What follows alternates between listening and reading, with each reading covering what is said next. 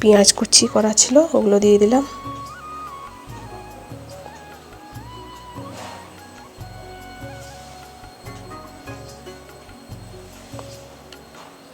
তার সঙ্গে রসুন থেতো করা ছিল, ওটা দিয়ে দিলাম।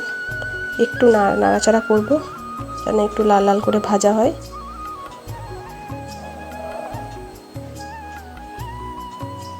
একটু লাল করে ভেজে নেব। এই যে মশলা এর মধ্যে সব দেয়া আছে।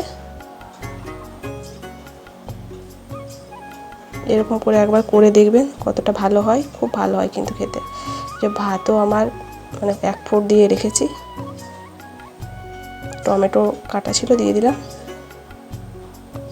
ওটাকেও একটু লাল করে ভাজবো। ভাতটা মার ঝরিয়ে নিয়েছি।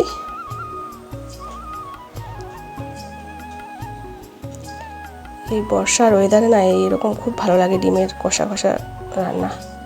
মশলা যেটা ছিল জল দিয়ে রেখেছিলাম দিয়ে দিলাম।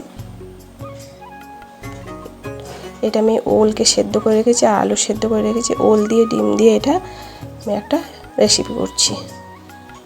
ওল সেদ্ধ করা ওল আর আলু সেদ্ধ করা দিয়ে দিলাম। একটু নাড়া মানে একটু কষা কষা করবো, একটু কষবো টাইম ধরে। একটু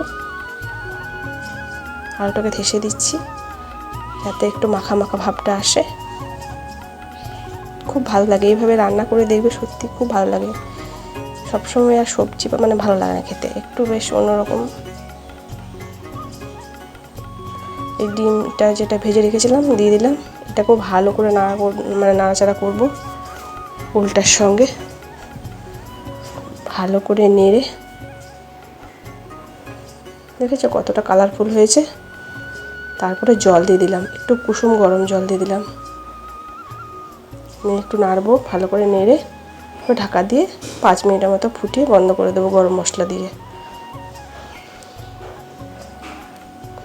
এই যে একটু হোক, তাকে একটু ছাদে যেয়ে ঘুরে আসি। দেখো আজকে ওয়েদারটা কতটা খারাপ, বৃষ্টি পড়ছে একভাবে। সেই রাত থেকে শুরু হয়েছে বৃষ্টি, বৃষ্টি পড়েই যাচ্ছে। এখন একটু থেমেছে, দেখেছো ছাদেও জল দাঁড়িয়ে গেছে। দেখো এখানে শ্যাওলা পড়ে গেছে, তার জন্য ব্লিচিং দিয়েছি।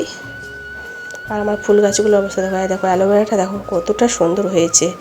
এই ছোট্ট গামলার মধ্যে কতটা জুড়ে ওরা মানে আছে। তার সঙ্গে রজনীগন্ধাও আবার দেখেছি হচ্ছে। এই যে লঙ্কা গাছগুলো কিন্তু এখন লঙ্কা হয়নি একটাও। আর এই লেবু গাছটা না মানে জানি না বাড়ছেই না, সার দিচ্ছি তাও কেন জানি না। তোমাদের কাছে যদি কিছু জানা থাকে অবশ্যই আমাকে কমেন্টে জানিও তো। এই লেবু গাছটা কী করা যায়। এই যে লঙ্কা গাছে একটা নতুন চারা লাগিয়েছি, সেটা